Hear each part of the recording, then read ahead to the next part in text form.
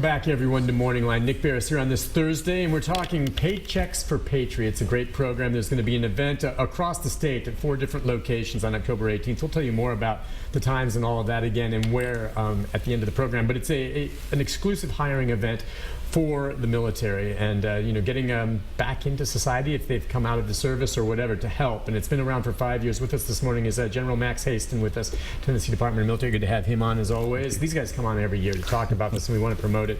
Bob Ravener's with us, Executive Vice President, Dollar General, and Commissioner Burns Phillips from over at Tennessee Department of Labor and Workforce Development. I was going to ask you all to kind of weigh in on this. When I think about the military and then maybe translating into jobs day to day in society here, naturally I go to, they'd be great in law enforcement. Okay, I don't know, just think that, the weapons and what they do. But there's much more to it than just that, correct? As you said, Dollar General's hired folks. So can you talk a little bit about translating the skills they get in the military and what type of skills and what kind of jobs that works for here in the state? Well, I would say that the most common complaint from employers about the workforce is not necessarily technical skills. It's what they call soft skills, life skills and so forth. And those skills, which involve a lot of different things, getting to work on time, knowing how to dress, knowing how to get along with your fellow workers, is part of it. But one critical aspect is being able to work as a team, as a member of a team. And nobody knows that better than military people. Right. That's how they live every day.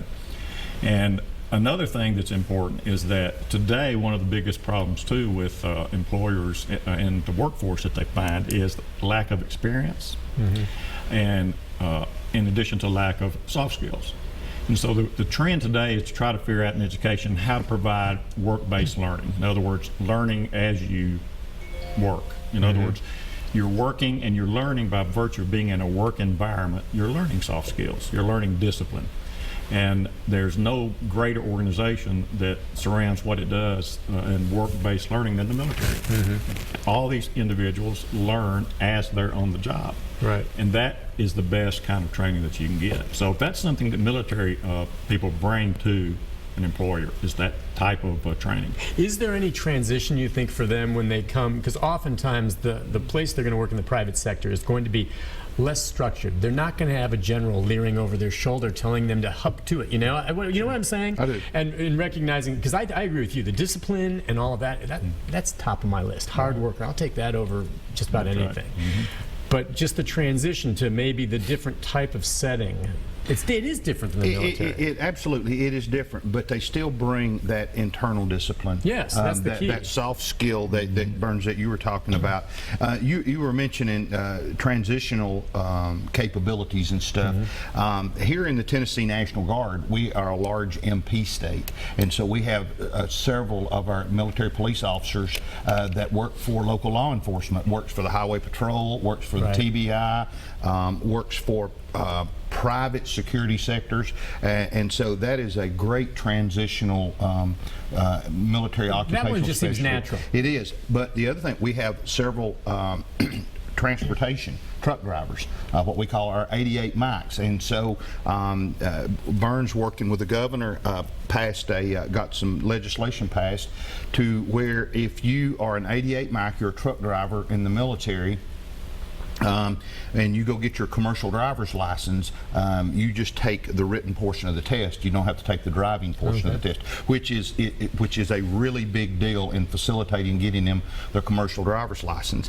The other thing is that we have a tremendous amount of mechanics, and there is a huge shortage of diesel mechanics and heavy equipment mechanics across the nation. And those are good paying jobs. They're excellent. They're excellent paying jobs, and we've even found in some cases where our soldiers and airmen have gotten a position and they've come to us and said, hey, look, I'm a National Guardsman, but my job is keeping me so busy and I'm making so much money that I'm going to have to get out. And we hate that, but we do understand that individuals have to take care of themselves and their family, and we support that. But lots of Burns mentioned the soft skills, but the hard skills, the transitional hands-on technical skills that they have is tremendous. Bob, in your experience, I wanted to let you sound up because you're one of the employers. So. Yeah, I would tell you here's what employers are looking for. All right. It starts with selection, and what better place than in the military that's already a pre-screened environment. The military is turning away candidates today because they're looking for the best and brightest of youth in America.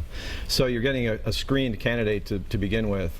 The military trains people to adapt to changing environments. The military has to adapt all the time, and within the workplace you have to adapt.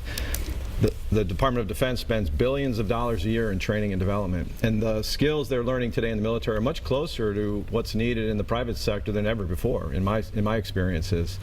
And then, as already mentioned, you're getting people who have self-discipline, work ethic, can work in teams, leadership experiences that most people don't get through other environments prior to coming into the workplace. So they're getting some great relevant experience. And I've always said I'd rather hire the talent and train the skill, because most organizations, most skills can be trained, but you can't train what's inside. No, and you and can't the work train ethic, absolutely. and all those things. And I think when we can hire the talent, and the military turns out talented people. Yeah, I mean, the workplace environment right now, as it stands in Tennessee, what does it look like right now? I mean, the types of jobs, where do we stand? And this is in general terms, not just, you know. Well, this particular event is going to focus on several areas.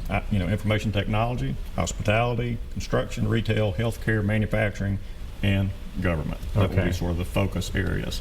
And I'd like to just comment about the work opportunity tax credit that a lot of businesses don't know about. This is an added benefit to business.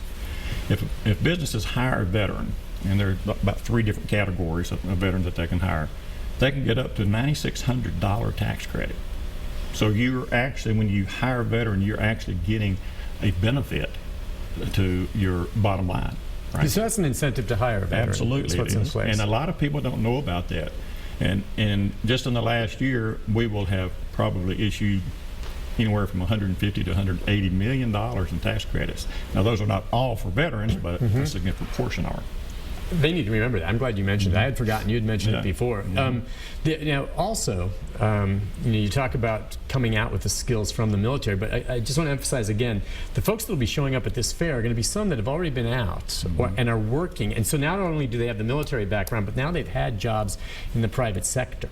Right? I mean, that's a different dynamic than what we saw 5 years ago to some degree, where you maybe had many that had just gotten out of the service, right? Well, when you see, when you talk to employers, and I can say this because I have a 26-year-old son that was graduated from college and got into the job market. Was he in the military? No, he was not. Okay. But one of the things he came to me was Dad, he said, every person that I talk to asks me about my experience. And he said, how do you get experience until you get a job? Well, so it's a chicken or egg type thing. Yeah. One of the things I'd like to bring up in this is not only for the veterans, but this is also for their family members too. Oh, okay. And so a wife or a child that's old enough to work? Absolutely. And they can come into this process. You mentioned while we were at break about the vulnerabilities also of our soldiers and our sailors, airmen, Marines of coming back. And I will tell you that the family is one of the strongest bonding ties to that, and a strong family. You've heard about the elevation in the number of suicides in the military, and we have had our share here in Tennessee and in the Tennessee Military Department. And what we have found out that the suicide, the root cause of it, eventually it winds up being relationships or finances, and usually the relationship went bad because of the finances. And we think that this is a pathway to help eliminate, reduce the number of suicides and stuff here in Tennessee. Because if they can get a job, that eases the pressures financially for them. Now, what about those that come back, and some employers may wonder about if they're dealing with PTSD? Well, I would hope that that our service member, that it had been identified and they had been treated through a veterans care facility, either on active duty or through TRICARE. The benefits that the veteran that would have, and I hope they would have identified that. Yeah. If they have not, I encourage them to seek that. A lot of times the bravado of being in the military has said, I don't need help. I know. We've talked about that. And so, I'm a huge advocate of standing up and saying, look, you've got somebody backing you up. You've got somebody helping you out here. And there's some, you may have heard, and the public has heard some bad comments about the Veterans Administration. And I'll tell you that they do a great job. and the help and the treatment is there. So the veterans, and I would just take the liberty of saying, veterans, seek out if you think you have an issue. Step up and get that help. Yeah, and you're right. There were some issues there. When we've done shows on the VA, by all indications, based on our calls and what we've seen, it's gotten a lot better. Absolutely. If there were problems where there were delays, is what it was for a lot getting the treatment they need.